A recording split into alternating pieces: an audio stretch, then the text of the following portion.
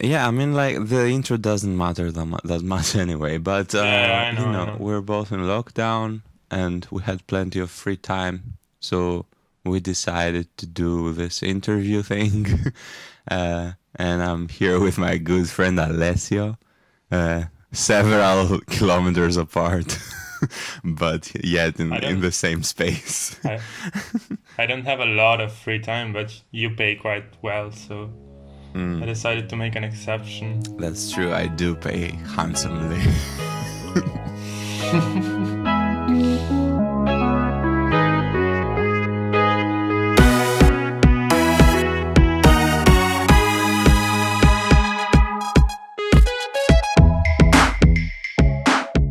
No, I also thank you for we are recording this in the morning, and you're not exactly like the the most confident morning person I know. Yeah, So I can it's a big confess effort, I guess. that I have not. Also because What? you texted me at like 3 in the morning, and I was like, okay, he's never gonna get up. Yeah, I didn't sleep actually. You didn't sleep at all. No, I'm still awake from last yesterday. Oh wow. I Yeah. wouldn't be able to put a single thought together. No, it's fine. I'm perfectly awake. Impressive, impressive. Well, for 27, I guess it is.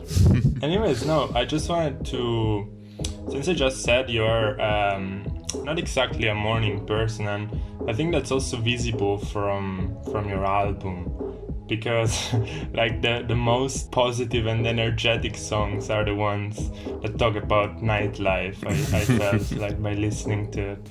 Now, well, there is the first song on the stage, which is like probably the most thoughtless one of the whole album, which is about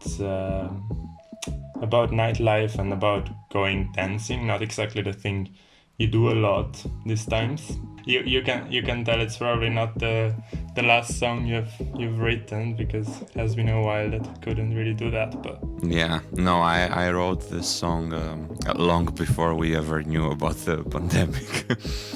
Yeah. yeah, and also there is Moonlight, the other song, which is basically in a night setting, and it's also one of the most chilled ones, I feel, although it has some sort of an unsettling note. You're happy, probably, no? What do you mean unsettling?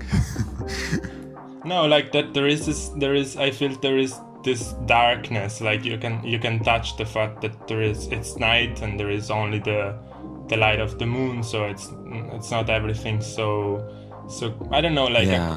a part of mystery maybe. Yeah, it definitely has darkness because it's about my experience in Samothraki, and that island has definitely have many mystical and magical vibes. Like I don't know, it has a really special energy to it, and yeah, especially during the night, it kind of has something that is really magnetic about it, and it really affects you while you're there. So yeah. You've been there last summer, right? Or Yeah, it was this summer, the Corona summer. yeah, Yeah. will be known in history books as Corona Summer. Yeah, I guess. I hope not. I hope the only one. But yeah, so yeah, it's also one of the latest songs I wrote and added to the album because it's a very recent experience. When did you start writing the album? Like because you released it in what was the release date exactly? I think it was October 7th. Yeah, it was October 7th. Yeah, But you've yeah. been working on some of the songs for quite a while, so they have like some sort of a stratification of moments. Yeah, well, the first song I started writing was Renegade, the sixth song on the album. I wrote that, I think it was February 2019. So, like almost nearly 2 years ago, but not yet. Yeah, just, yeah. I mentioned the night at the beginning as one of the possible threads to go through the album in a way, but I would say it's not at all a concept album.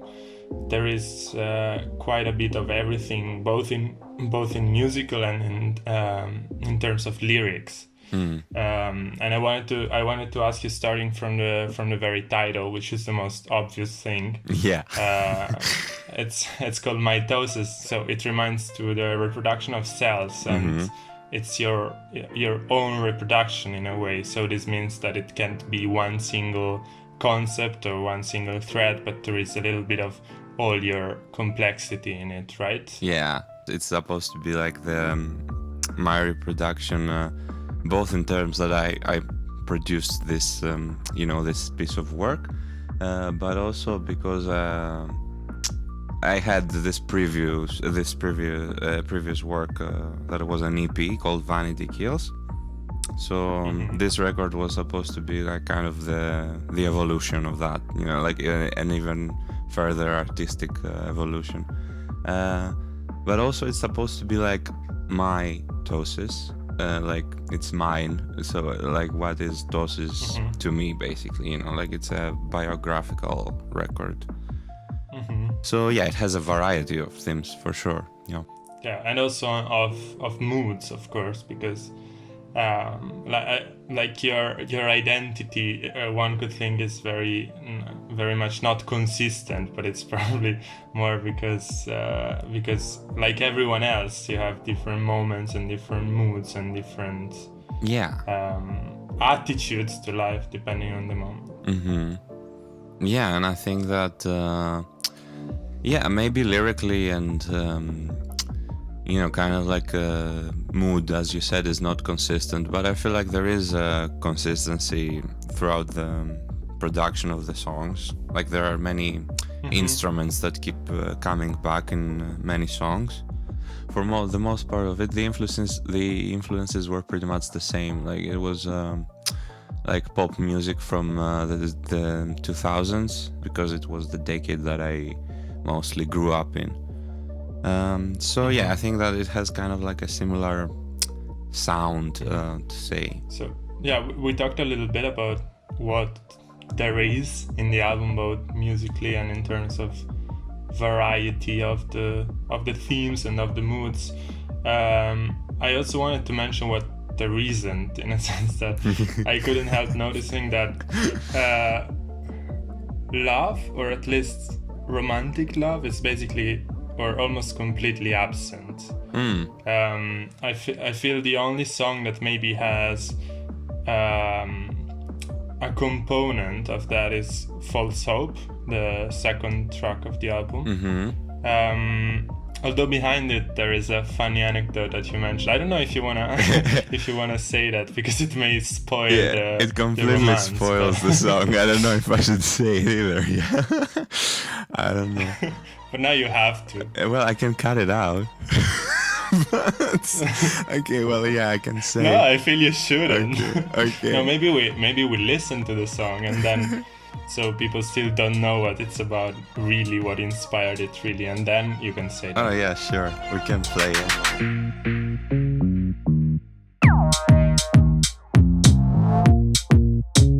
I see you looking my way. Here we go. You got your cigarette, smoking it up once more. Cool shades, flawless. You looking fine, and you know I've flown it like you own it. It's all part of your show. I've seen it all before, and I can take no more. I'm gonna call your bluff. Your mask fell, I see hell. Yeah, baby, I can tell. You're giving me false hope. Don't give me no false hope. I don't need your lies. Yeah, I know. You're giving me false hope.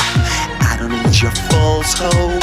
Illusions will shatter before dawn. Don't give me no false hope. I don't need your lies, no. No false hope. I don't need your lies, no. You're nothing but false hope. Your illusion will shatter before dawn. Illusions will shatter before before Down. Yeah. This was also a song having nighttime at its center. Yeah. But yeah, this was probably the closest one to romantic love in a way. Although and also Renegade I believe also has some romantic themes into it. But about False Hope, the story is that my inspiration for the lyrics first came when I was finishing my internship that I was doing somewhere between 2018 and 2019 that winter. And by the end, which was like I think around April, I was supposed to get my certificate, and that was a process that took like nearly a month. And through that month, I would always, at least 4 times, I had contacted the man who was responsible about it, and he kept telling me, like, okay, no, we don't have it yet, but next time we will definitely have it. Nothing but your illusion will shatter before. Don't give me no false hope. Hurts so bad I can't cope. Your lies around my neck, a tightrope. Don't give me no false hope. Enough's enough, just let go. I've been a pawn in your game for too long. Don't give me no false hope. It can be called love in a way, or at least desire. Yeah. No, but it's fun how the same, like, if I know before what it is about, and I still can read it as a song talking about love. Yeah, because it fits perfectly both situations. Because the thing is also that I wrote down some lyrics at that point, and I came up with the chorus of the song. But I completed the song in the summer, August. I think it was August of that same year, 2019. And I had some experiences then, which kind of also fitted the romantic theme this time, not the Greek public service thing. But how romantic! So yeah, kind of like the inspiration definitely started from being given false hope over and over that I'm gonna get my certificate, which didn't happen. I mean, in the end it did happen, but for 4 times it did not happen. But then the completion of the song came, the verses, like I had written the chorus, but the verses came during that summer when I had some experiences that were similarly connected to this theme. It was a very short period, but when you write songs, you tend to be very dramatic and very extra to make it more, sound more important. Is it true for you that you write songs better when you are in a bad mood? Because I feel like there is this legend going on about great artists having to suffer, and I don't know, like I'm not any close to an artist, but to me it's the very opposite how it works. Like I can't do things well when I'm in a bad mood. Like I feel deprived of energy and motivation and inspiration, whereas when I'm already happy or more upbeat, I can more easily get productive. How does it work? Well, I mean, sometimes you're in a bad mood and you cannot produce at all. Usually when you're producing, your mood is good anyway. Like even if you were in a bad mood before, then you feel good while doing it because you're expressing a lot of stuff. I think it was a few years back when I came to this realization that, like if I really want to be an artist and I want to follow like this life, especially if I'm gonna do it professionally, I have to kind of accept the fact that I'm gonna be tortured, like I'm gonna be troubled, because I think that's it's kind of a necessity in order to have to live everything intensely in a way, or to just always kind of want more, like to never be fully satisfied and to accept that you're never gonna be fully satisfied, and that's a good thing, because that's what's gonna trigger your artistic vibes, like your artistic creations. But this can't it also slide into some sort of a pose, like I am an artist, so I constantly have to be feeling a lot, or to be not fully satisfied, because otherwise I'm not productive, or I'm not inspired, or I'm not an artist anymore. I feel like sometimes there is this rhetoric of the cursed poet, The cursed poet, yeah. Maldito.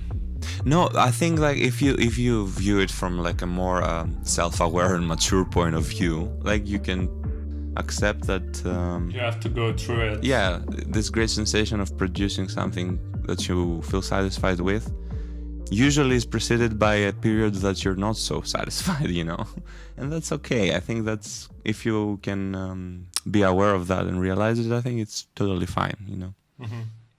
And yeah, the only one thing I mentioned before, that love isn't the main topic probably, but there is another song which is Tripping, which is inspired by online dating, right? Yeah. It is. Oh, sorry, I shouldn't have said that. No, it's fine. No, it's just that it's kind of low key. I don't think like if you listen to the song you can understand that it's about online dating. Yeah. No, it's quite like, yeah, maybe if you don't have any clue, maybe you don't. But once you do have a clue, it feels quite. Yeah. I think it's pretty obvious then. Yeah. Do you think we should play this one or skip it? No, yeah. Got me hanging by a thread. I can't let go and I let it mess with me. Voices singing in my head. I know this feeling, it won't let me fall asleep. Ain't you stranger out my window? Reckless thoughts befriending me. Trusting someone that I don't know. What's wrong with me? I must be tripping like a loon. I'm repeating my mistakes like I'm spinning in a loop. Tripping like a loon. I hold my breath and I hope that it will all be over soon. And I see no end in sight. Going circles in my mind because I'm tripping like a loon.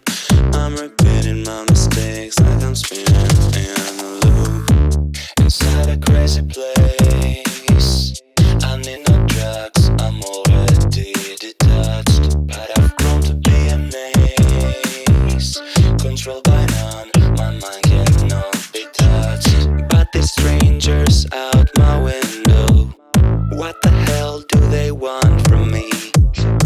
Trusting people that I don't know. What's wrong with me? I must be tripping like a loon. I'm repeating my mistakes like I'm spinning in a loop. Tripping like a loon. I hold my breath and I hope that it will all be over soon. And I see no end in sight. Going circles in my mind because I'm tripping like a loon. I'm repeating my mistakes like I'm spinning in a loop. I like I'm repeating my mistakes like I'm spinning in a loop. I had to Google what loon means because I had never heard of it. Oh, seriously? Oh, I had like, I think it was my mom who said this exact same Really? thing. Yeah, I think she To said. you? Yeah, she said like, I've never heard that word. Like, what is it? Oh, okay, sorry. I thought you said your mom used to call you a loon. Oh, no. But Looney Tunes, like it was one of the most famous cartoons, like Looney. Yeah, right. Yeah, it was just it was the hardest song to make. No, the hardest song to complete, not to make. But yeah, it was just, it was not sitting right at all. I remember you were. Yeah. I don't remember if you were at home or if you were in close to Olymp, to Mount Olymp those days in which you were working on the song. Yeah. Yeah, Litoch. That's close to Mount Olymp, right? Yeah. right on the roots. Yeah. I've been there, Bish. Oh yeah, true. I forgot. No, that you kept saying like how this was torturing you because you had the record basically ready, but this one song would keep you from Yeah. sending out to the world. And I was pushing you like who cares? But you are quite perfectionist. Well, no, but I mean, it was really wrong. Like, it was just not a correct song. Like, it sounded bad to the ear. But no, the thing is that, like, I was so surprised that once I completed it, like, and the thing is that I completed it like the first moment that I felt like, okay, this doesn't suck. Like, this is decent. Like, it's okay, like, it's not wrong anymore. I was like, okay, done, finished. I'm not touching it again. Like, it's complete now. I don't care. And I really hated it. But then, like, after, like, right now, for example, it's probably the song I listen to the most, maybe, from the album right now. I think it came out really well for some reason. I don't know. Yeah, I also really like the lyrics because there is this. I don't know. I really listened to it already with the idea of what it was talking about. Although, as you said, it's not so explicit.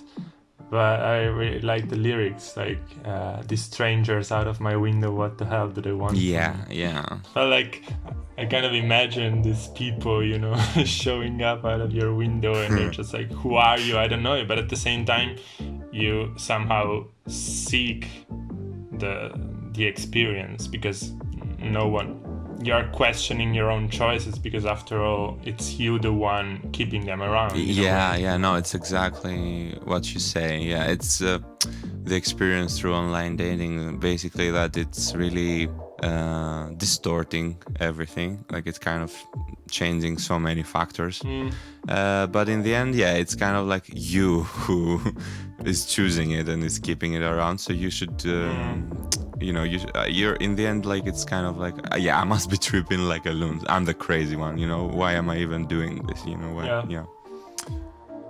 Although, like, I feel like if there is one thing that can be healing, if I also compare it to what you say in False Hope, where there is this person keeping you in their loop again, like they give you hope, but then they never satisfy it in a way, but they just like the attention that it drives to them. In a way, it makes all of these romantic experiences be more mechanical. It leads you to cope with some situations in a more mechanical way without all the romance or the kind of fairy tale dimension that is usually associated to it. So in a way, it can make you more mature, I guess. No. Well, I don't know if those things are necessarily connected, because I think that there are many cases of people who still believe in a fairy tale, but yet they are very automated in this process of online dating, especially. They're hopeless. I think it's different to stop believing in a fairy tale. It's a different thing than... I don't think it's connected with being very automated and mechanical in this process. I think that when you end up being very mechanical, it's kind of dehumanizing in a way. Well, I mean, it makes sense because machines are, I guess, not human, so mechanical is the other. Yeah. I mean, you don't really get to meet people, you just exchange some... Yeah, I just felt like dehumanizing something may help you cope with them more easily in a way. I'm not saying it's necessarily healthy, but maybe like you're not, just to quote again the lyrics from False Hope, you're less kept in that kind of loop. Although there is another loop, which is the one that keeps you addicted to those windows. I think it's two different loops. Yeah, true. I wanted to move to those songs that are maybe more self-confident and that have brought to that show that you have achieved some sort of a realization that it's fine, you are fine as it is, as you are. Because in some songs it feels like you are still being somehow a victim of the situation, or anyways not being able to accept yourself. Whereas I wanted to mention Fairyland because I think it's a very intimate song in a way. And if you can say something about the music as well, because it's very peculiar. It's almost it also gives the atmosphere of a fairy tale. Yeah. And then maybe we talk about what it talks about as well. Well, yeah, actually, okay, let me start from the very beginning. While I was working on Tripping, the song that tortured my life to make, I had this idea that I wanted to make it kind of creepy. So I decided to go with the tune from a Pokemon game, the original ones, like from the... You know what, like, sorry, I just feel like I could never work in a culture environment because I miss all the references to the Pokemon world. It's like when you're running a show about politics, I don't know, and there you need to know, say, history, you know, because like even if you're discussing politics, it always happens that something comes up about another topic, and you need to show that you understand what it's about. And the same goes with pop culture for Pokemon in any context. Like I know. I'm your pop culture encyclopedia. I know that. Yeah, but I can't put you in my pocket. Yeah, true. No, tell me more about the Pokemon tune. Sorry. Yeah, it was this music in Lavender Town. Lavender was a town in the original Pokemon games. So yeah, it was a melody that started out in a very creepy tune because that town was supposed to be the ghost town of the region. So I tried to make something similar to that sound, and I was intending to use it on Tripping, but then while I was playing with it, and because Tripping was really not working and I was furious, I ended up kind of changing some bits, and it started sounding like something really childish and kind of like lullaby-ish, which is the melody that I used for Fairyland. I would say it's still a little bit of an unsettling lullaby. Like it's not completely allowing you to feel like you are in a cradle with warmth around you. It still keeps you a little bit from relaxing completely now. Good. It's supposed to be. Life is not easy. Yeah, no, but I mean, yeah, because it's you know, like the lyrical theme is very kind of self retrospecting, and it's very it's unsettling in a way. Like it's not a comfortable song. Yeah. Imaginary friends, I used to play alone in my room with them. Come on, take my hand, let's go to fairyland. Over and again, stuck in make-believe, having no concern. No need to pretend inside this fairyland.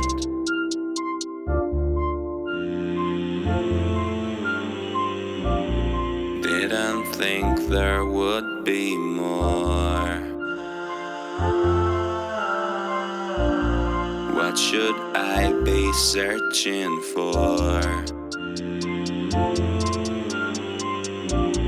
Growing up always unsure. What should I be living for? Yeah, because I really do believe that a huge part of adulthood, like from leaving adolescence behind and going into adulthood, is about kind of reuniting with the qualities that you had as a child, which when you were a child going into adolescence, you know, there's plenty of times there's a lot of guilt involved, or many, you know, anger, because being an adolescent sucks. Like it has so many terrible phase. hormones, so many issues. I still haven't completely overcome it, but I'm working on it. Well, I mean, to be fair, sometimes I notice it from my sometimes I notice it from my Spotify playlists. Like at the end of the year, they provide you with what you've been playing the most during the year. And I'm like, oh my god, am I such an adolescent? Because I'm listening to all this broken-hearted pop indie songs. But to be fair, Sorry, go on. psychologically, adolescence is supposed to end around 24, 25 years old. So it's not actually the... I'm just out of time. But... yeah, you're supposed to be an adult now. I know that there is so much more. I've lived it all before. I know you're wrong to think that I can be on my own and free to live out all my dreams.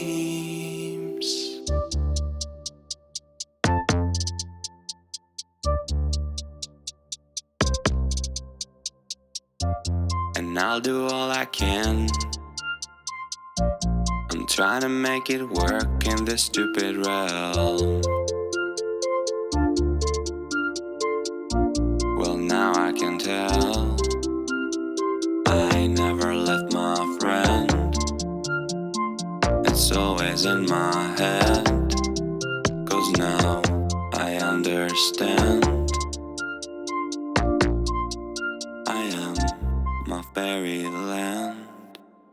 I just wanted to slide into Renegade because I felt it's also somehow related to claiming you're being different, like without being ashamed anymore. Renegade. Yeah. Well, I think the Renegade is, it's definitely confident in that sense, but it's I think it's very much like the cursed poet, as you mentioned before. Like it's very pessimistic, very much, I think. Okay. I don't know. How did you feel? Yeah, true. Because like there is your darkest state where there is no escape. It's quite dark, but at the same time you're like singing that you're a renegade and you are telling it and you're accepting it in a way. You're almost claiming it with pride, although it sucks in a way, but yeah. Well, no, yeah, because I think that it's always better to be honest with yourself, like not try to make excuses for yourself. If you feel a certain way, you should just, be bold about it. This has been inspired by Baudelaire, not the cartoon. Yeah, the unfortunate events. No, I mean, I didn't know who the guy was. You told me who he was. It was fun because usually you are the one criticizing me for my ignorance. That time I took my revenge. Yeah, okay, fair enough. I think it's worth talking about the most timely song of them all because okay, yeah. There is also something that in a way reflects the current situation that pretty much everyone around the world is experiencing. Plague Bearer. Yeah. So do you want to say something about it?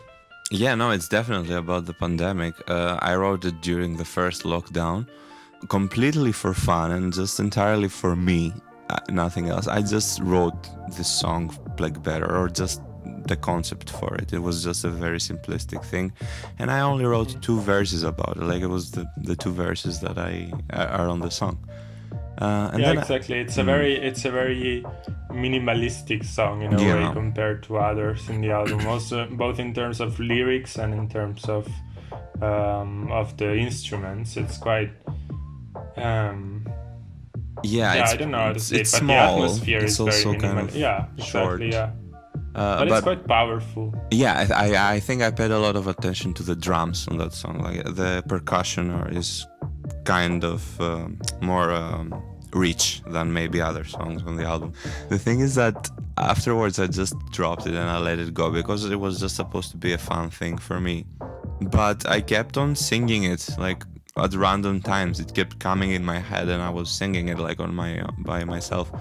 And so I think it was around August again, like August 2020 this time, yeah, where I thought like, okay, like this song is clearly catchy, like it keeps coming back to my head, so I have to, I cannot just ignore this, you know. And I sat down and I tried to write like more stuff about it, like more verses or a chorus or something like that.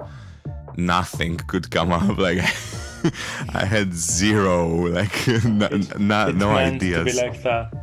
Yeah, I think it was complete. Yeah. In the case of the pandemic, in the case of the lockdown, in the case of the plague, just to quote you, like how does this how can this be reconciled with the creative process? Because what I see is that being constantly confined in a place can dry you out and dry the inspiration out of you in a way, because you're not subject to many inputs from the outside world, right?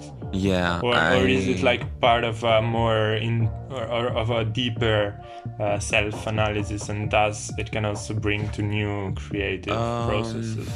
There's no such thing as endless inspiration. Like, of course, after some point, wherever you are, you're gonna dry out and you're gonna need a change of pace or sceneries or activities, something. Like you have to change something if you wanna find the inspiration again. Yeah, I think during the lockdowns, during this one also, the second one that we're going through right now, I'm mostly comfortable with doing covers and like easier pieces of work. Easier in the sense that they don't require a lot of inspiration or creative processes. Just they're more like exercising your techniques. Or stuff like that, yeah, maybe, no? Yeah. Just to keep myself busy mainly, you know.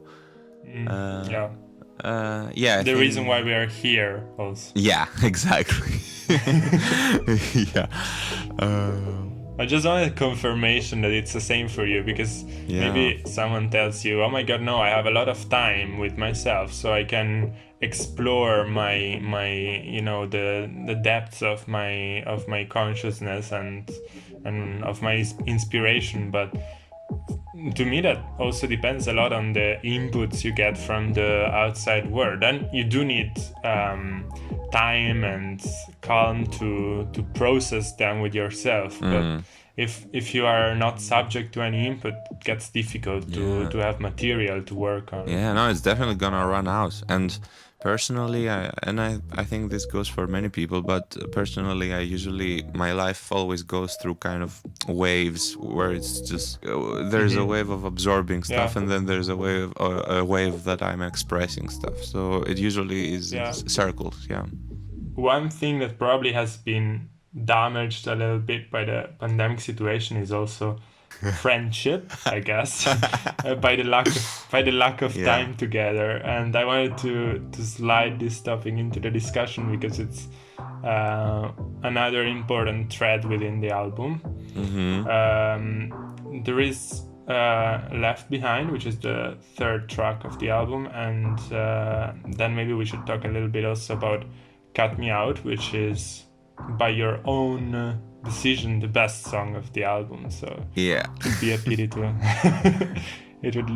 to cut it out. Yeah, both these songs are inspired by my friendships. They are about specific people, but they can be interpreted in general, like about other things too. As long as one has friends. Yeah, I guess.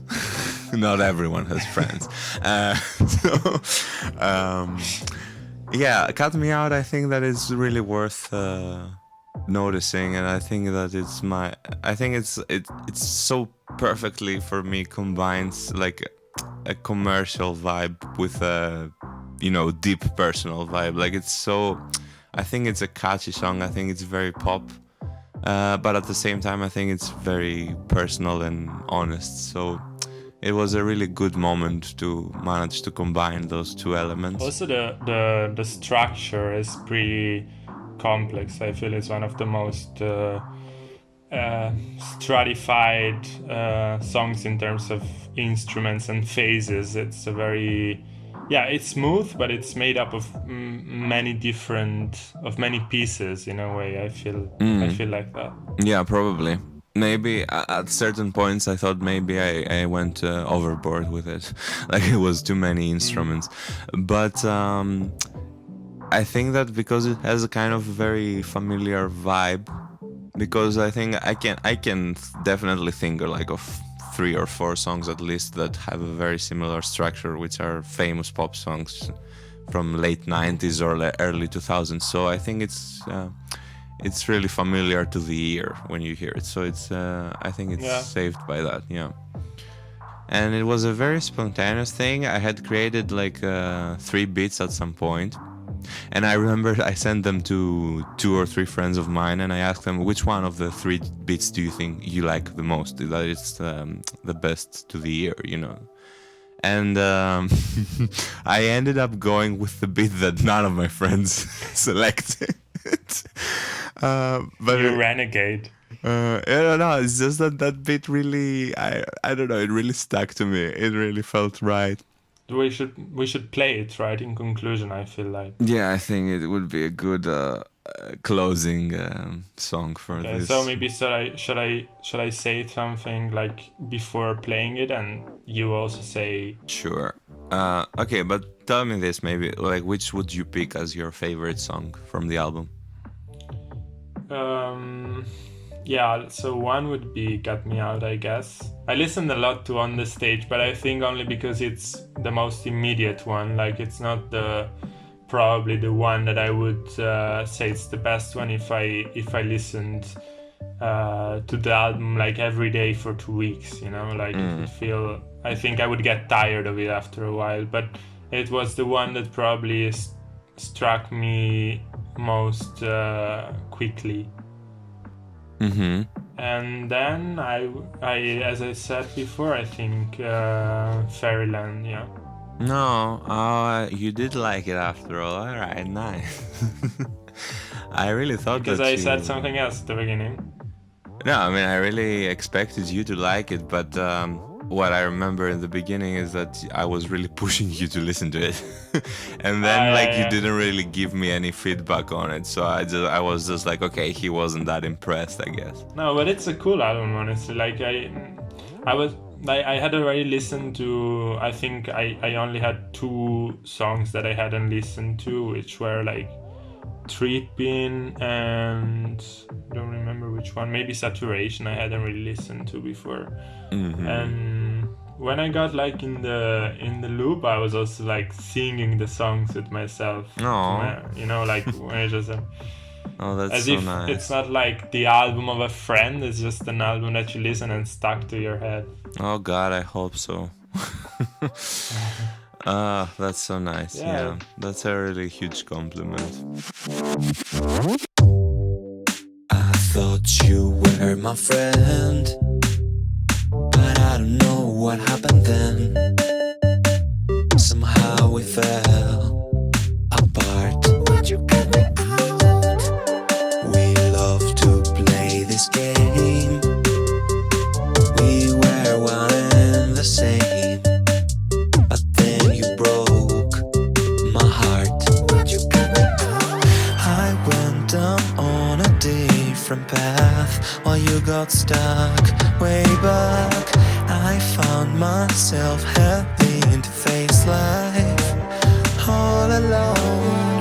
If you would just take the time to see life through my eyes, come take a walk on my side where there is no room for lies. If you could just find a way to stick around for a while, is that too much to ask? Hey now, if you would just take the time to keep me in the loop, be brave enough to speak up and tell me the truth. If you could change your mind about one thing or two, but that's too much to ask, so you cut me out.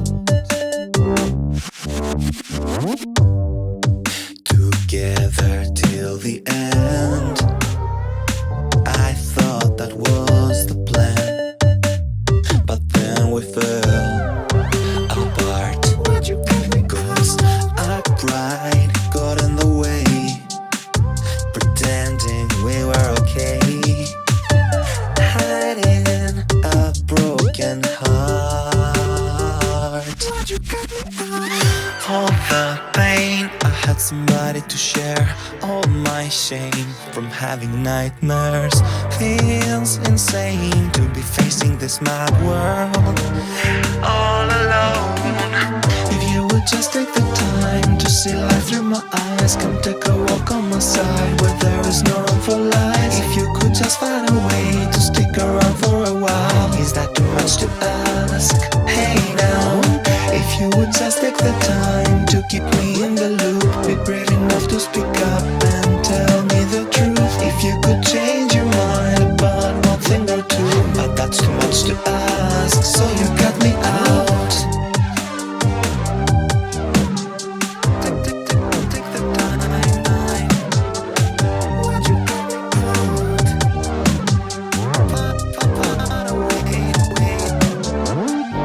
It's hard to give up on someone, but memory's all we have become. Am I wrong for keeping this piece of hope inside my heart? If you would just take the time to see life through my eyes, come take a walk on my side where there is no room for lies. If you could just find a way to stick around for a while, is that too much to ask? Hey now, if you would just take the time to keep me in the loop, be brave enough to speak up and tell me the truth. If you could change your mind about one thing or two, but that's too much to ask, so you cut me out.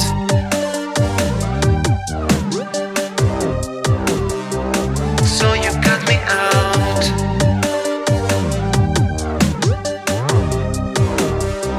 So you cut me out.